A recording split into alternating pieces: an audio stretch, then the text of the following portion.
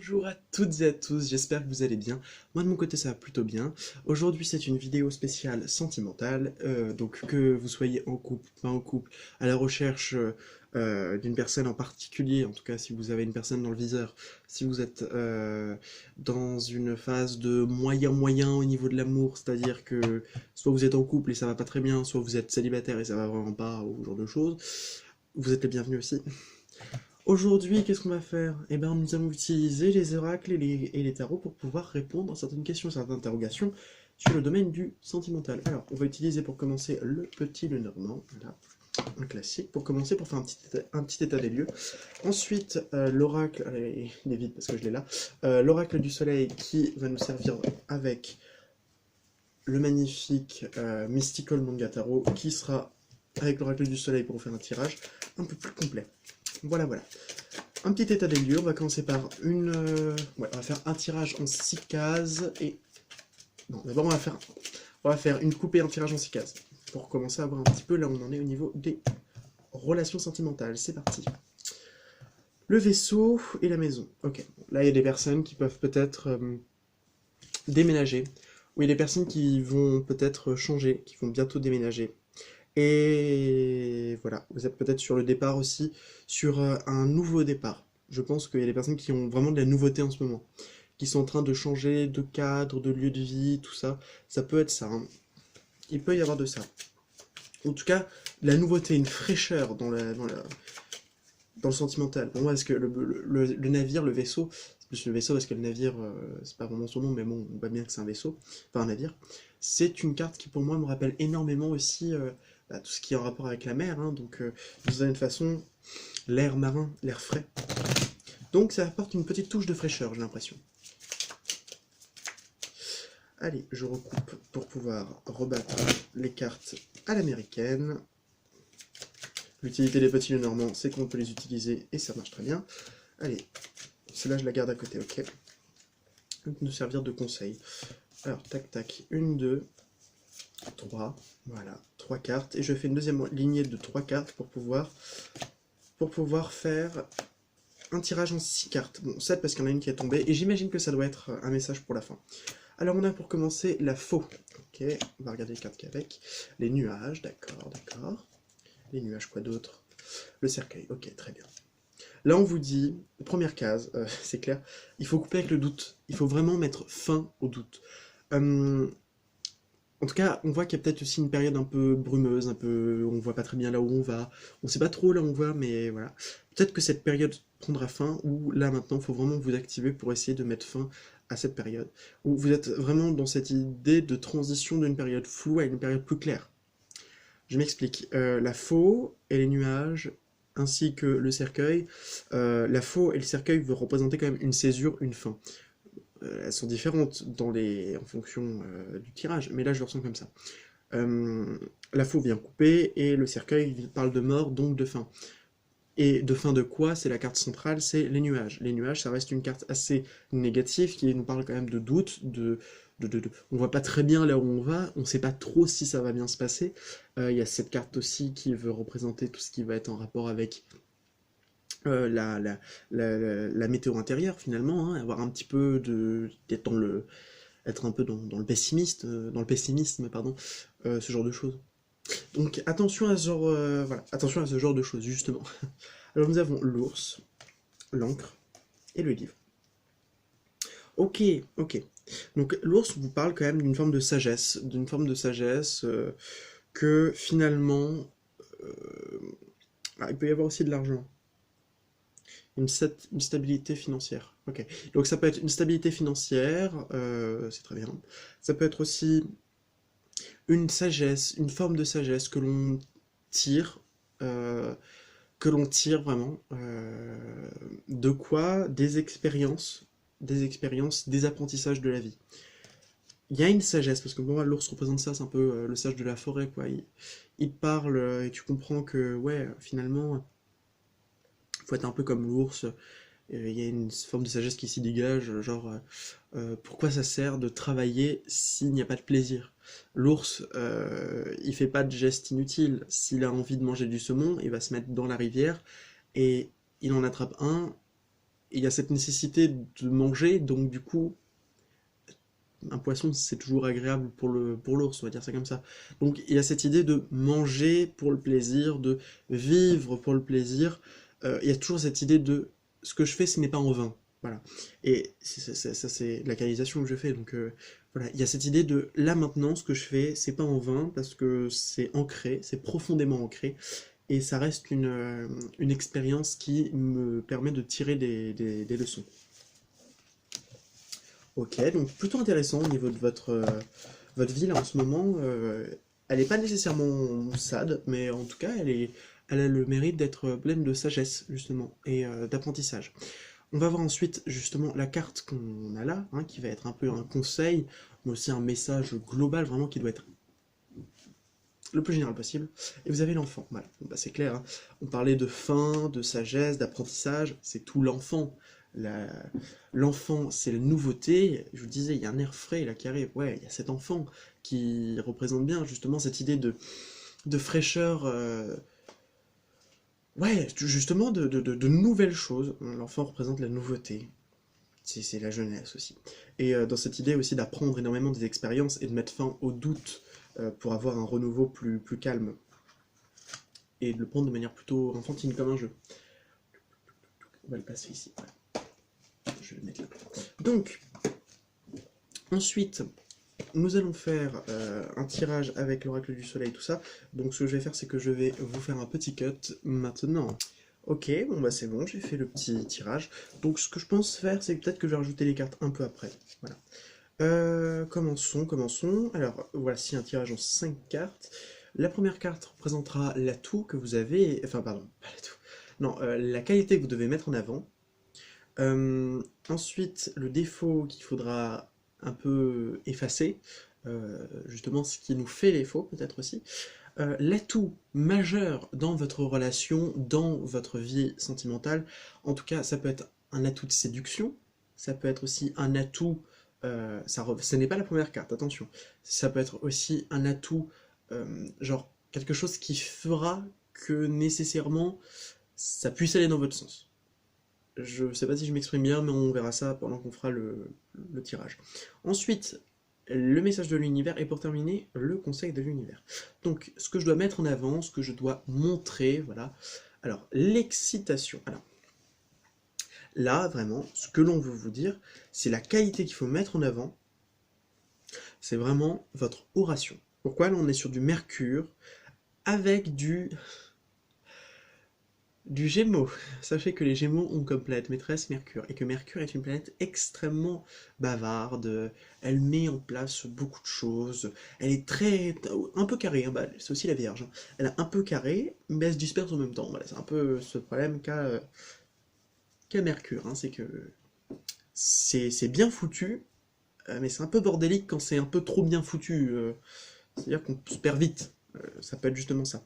L'excitation, là, vraiment, ce que vous devez mettre en avant, je pense que c'est votre oration, votre capacité intellectuelle. Ce que vous devez, c'est vraiment votre capacité à commencer à déduire, non pas faire des déductions du style ouais, je pense qu'il pense ci, là, non.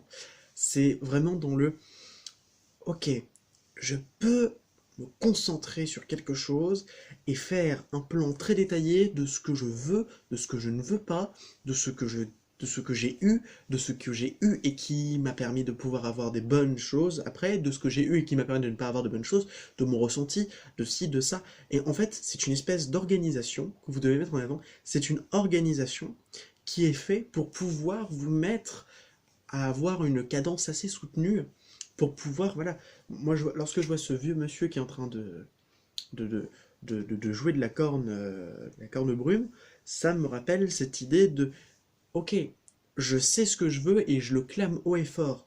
Donc vraiment, votre atout, c'est certainement votre franchise envers vous-même, votre franchise envers les autres, à dire, ok, maintenant ce que je veux, c'est ci, c'est ça, c'est ça. J'aurai pas moins, mais je peux avoir plus. La tempérance, là encore on est sur du verbal, là encore on est sur du... Alors c'est bien parce que l'excitation peut parler d'un excès dans cette idée de ok on veut tout faire nanana, et je le ressentais pas comme ça, pourquoi? Parce que justement il y a ces énergies de tempérance qui viennent là pour tempérer, donc il y a cette idée de de parler, d'écoute et ok, je t'écoute, tu m'entends, et moi je t'entends, tu m'écoutes, j'ai- alors, tu m'écoutes, je te parle, tu m'écoutes, tu m'entends, je t'entends, car tu parles. Et en fait, c'est vraiment cette idée de j'ai besoin de comprendre quelque chose, j'ai besoin de savoir ce qu'il me faut, et bah tout simplement je vais discuter et mettre les choses au clair avec moi-même pour pouvoir ensuite agir en conséquence. Maintenant, le défaut qu'il faudra un peu ravaler. Ah, le compagnonnage. Alors, ça veut tout dire. Le défaut que vous allez devoir ravaler, c'est un peu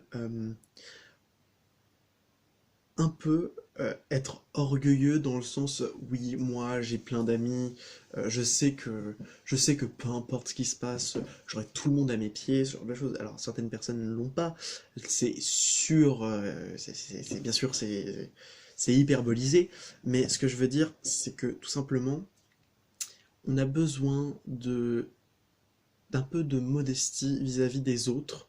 euh, et aussi d'exposer un peu sa notoriété sociale. C'est vraiment ça. Pour moi, là, l'amitié, c'est quelque chose de cool, c'est quelque chose de bien, mais il faut pas le voir non plus comme un trophée. Voilà. C'est pas le trophée des amitiés, euh, ou plus que des amitiés, parce que c'est ça aussi, c'est le compagnonnage. C'est aussi les compagnes et les compagnons. Donc avoir un trophée de tout ce qu'on s'est tapé dans notre vie, c'est bien, mais voilà quoi, enfin, hein, on se ravale son petit orgueil.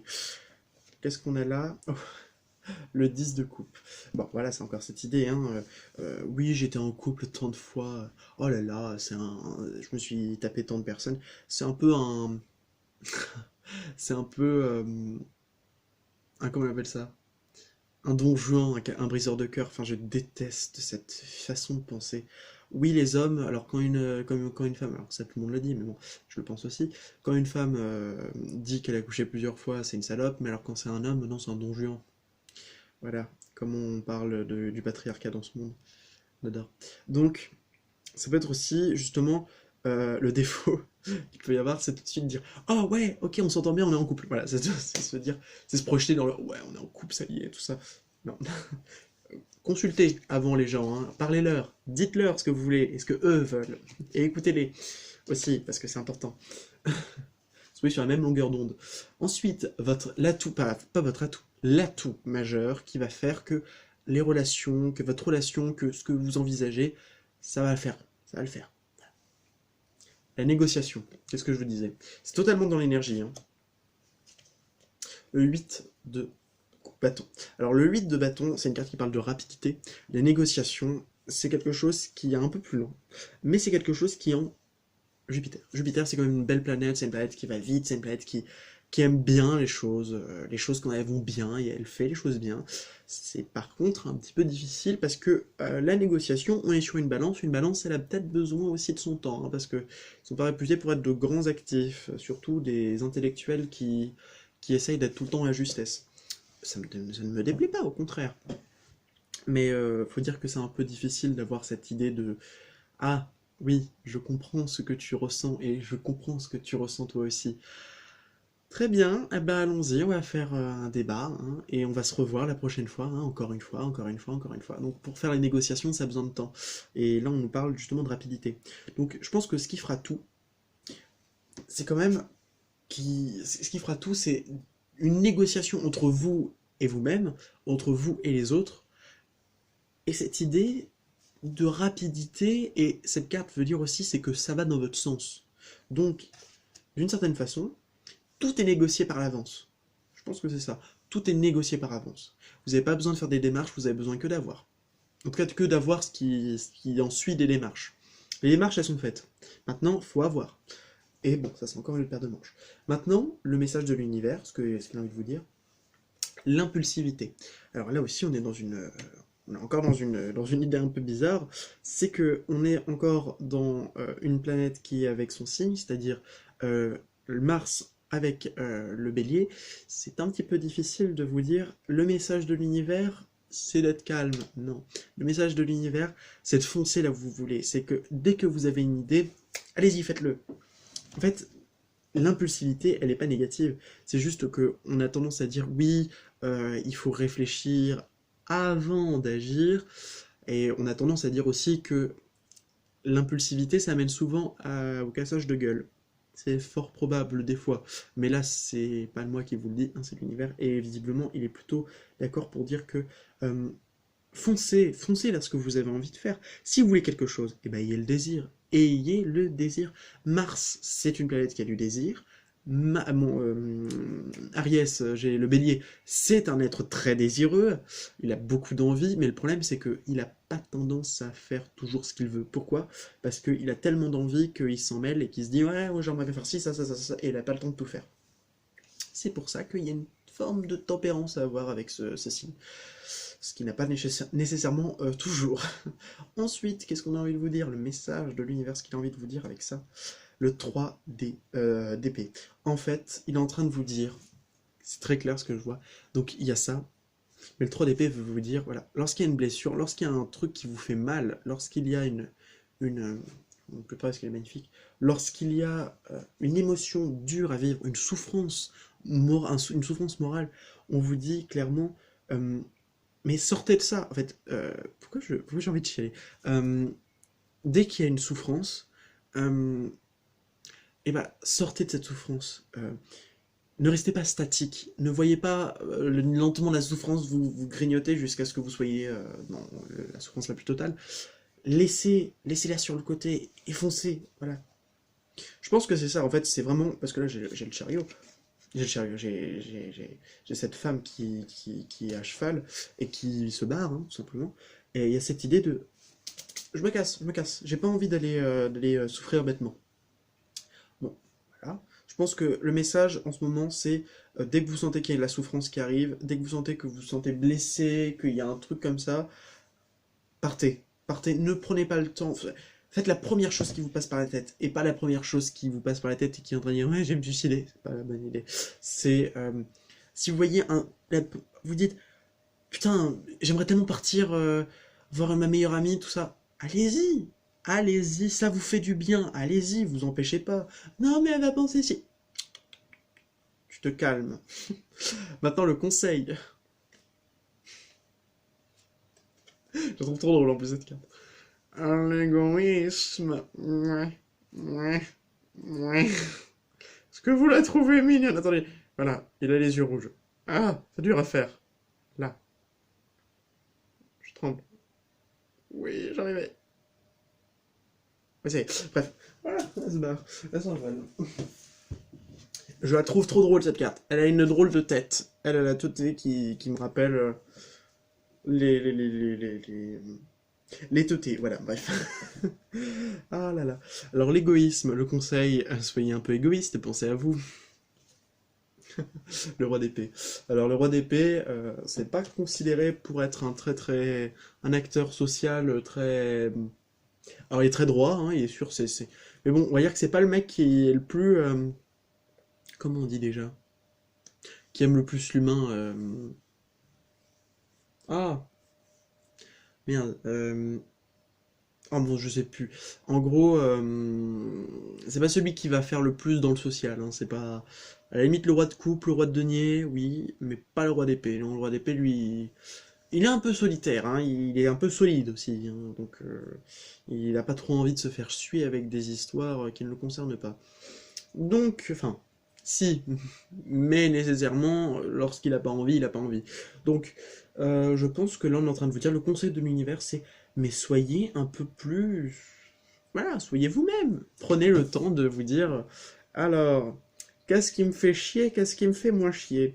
Oh, bah dis donc, les personnes autour de moi, oh, bah il y en a certaines qui me saoulent. Oh, bah, ah, je dois faire ci, je dois faire ça, parce qu'elle m'a demandé ci, demandé ça. Eh, je vais te dire quelque chose qui va peut-être pas plaire à YouTube parce que, enfin, vu ce que j'ai dit avant, ça devrait le faire. Mais bon, je vais pas, je vous éviter de faire les signes, mais fuck off, fuck off, fuck off. Allez les envoyer bouler. Les personnes qui vous saoulent, on n'a pas envie que les personnes nous saoulent. Surtout que si vous avez envie de finir par avoir une tonne de devoirs et de ne pas être égoïste, sans être égoïste, et que vous voulez finir avec pour seule arme le oui, je vais faire tout de suite ce que tu m'as dit de faire. Si vous voulez tout le temps dire oui, c'est bien, mais ça ne fera pas forcément plaisir à vous. Je veux dire, ça peut faire plaisir aux autres, mais pas forcément à vous. Donc pensez un peu plus à vous avant de penser aux autres.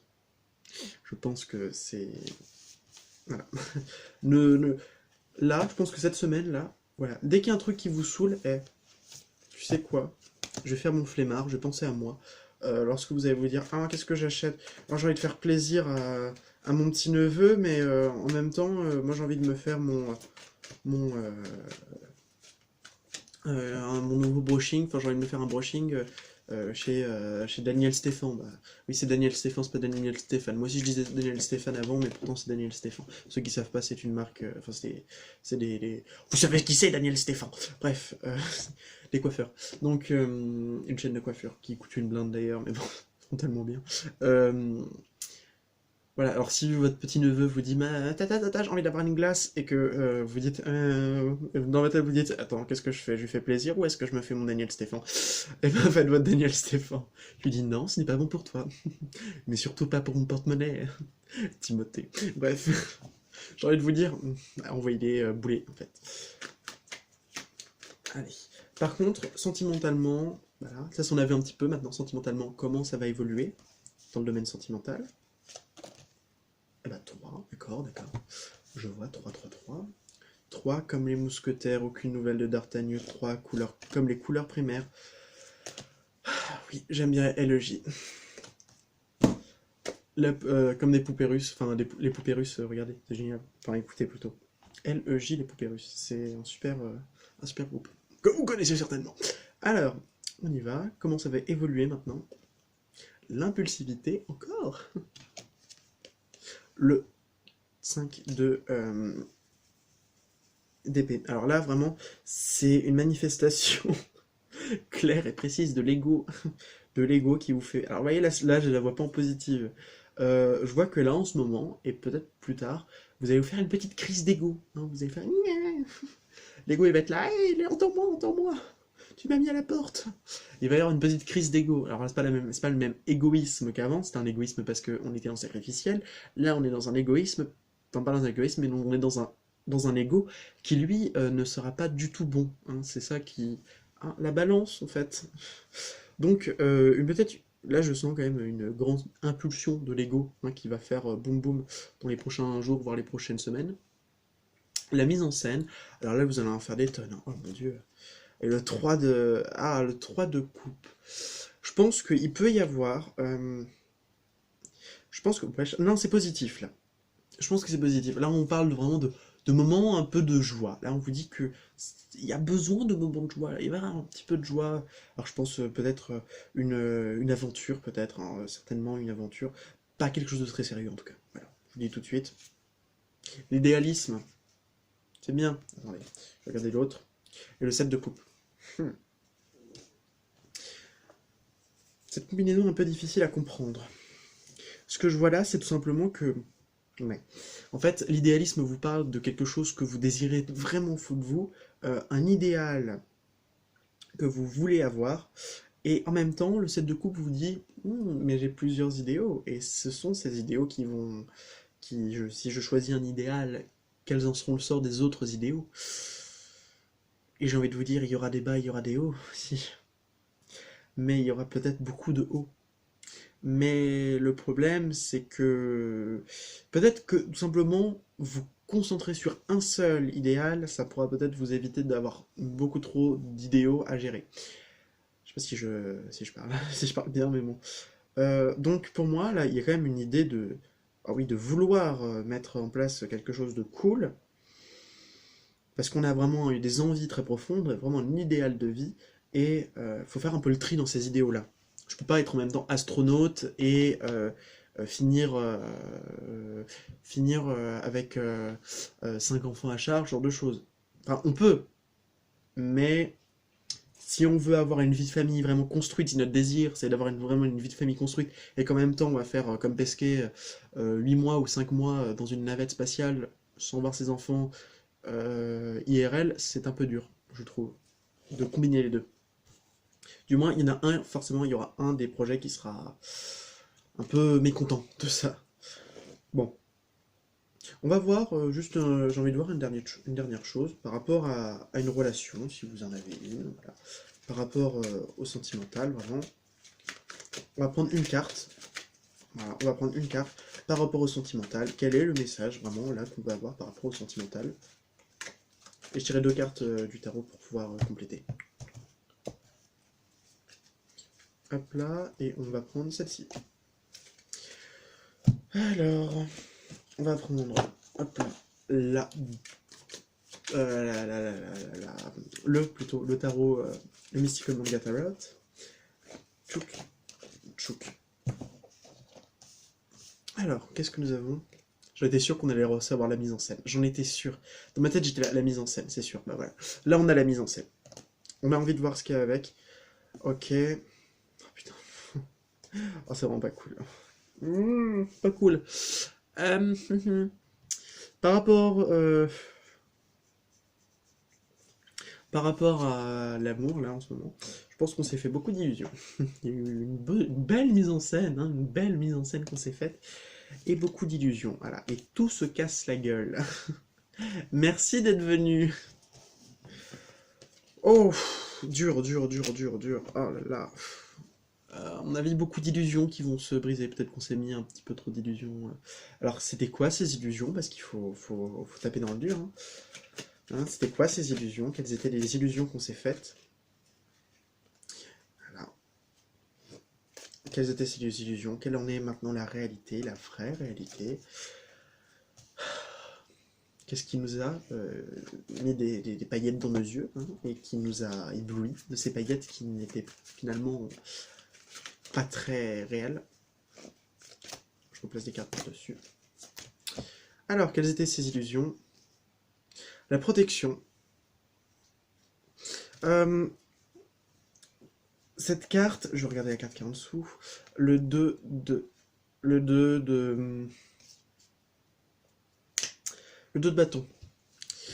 Alors, pour moi, là, on va parler vraiment de ce qui va être cette idée de invulnérabilité, qu'on se disait peut-être invulnérable. Et aussi cette idée, attends, j'ai besoin de faire une canalisation, parce que là, je comprends pas très bien ce qu'ils veulent dire avec le 2 de bâton.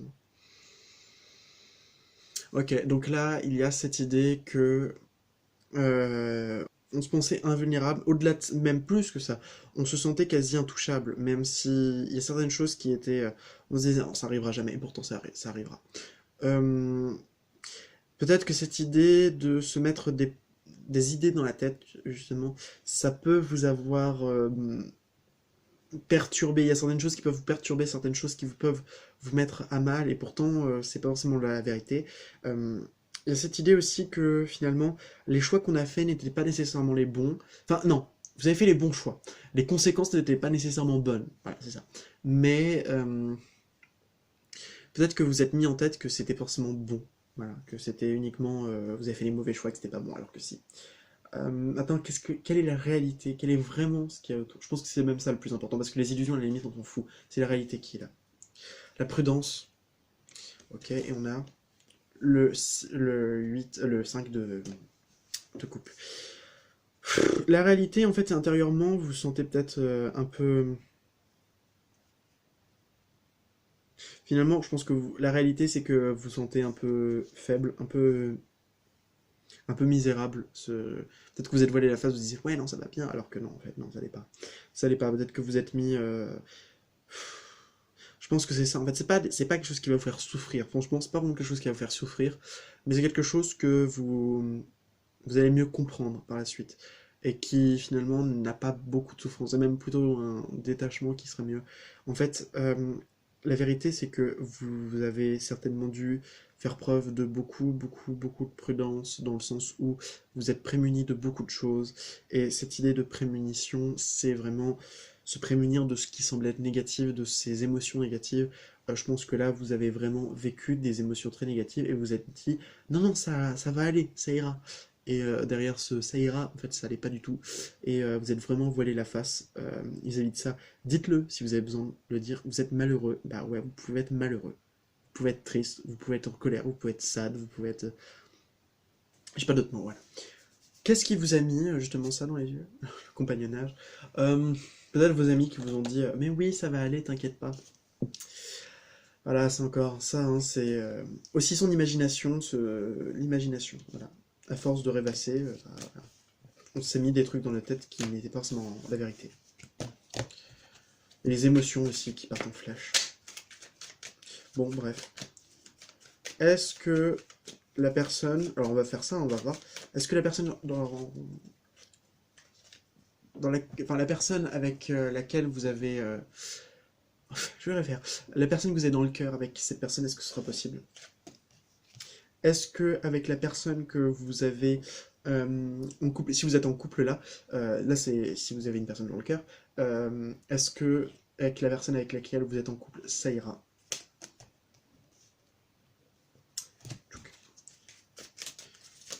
Et là on va voir avec une autre carte, touk touk. Après je ferai une dernière et ce sera bon. Alors, la défense. Et la reine de denier. On est clairement là sur des énergies où on vous dit qu'avec cette personne peut-être que c'est un peu bloqué, qu'elle n'a pas forcément envie, que là elle est complètement... et qu'elle est plutôt centrée sur elle, et c'est pas plus mal. Avec les personnes avec lesquelles vous êtes en couple. L'excitation et la force. Ouais, vraiment, là on parle de... Je pense que vous allez en guerre contre des choses qui n'allaient pas dans votre couple, ou des choses qui n'allaient pas avec vous-même pour votre couple. Voilà, voilà, je pense qu'on va finir avec une petite carte. Je suis désolé si les messages n'étaient pas forcément très, très sympas, comme ça. Il y a besoin d'avoir des petits coups dans la tronche.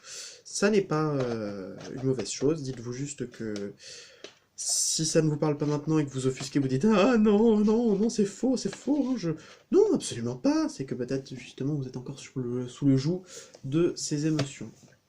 Allez, l'angélarium. Et on finira avec ça. «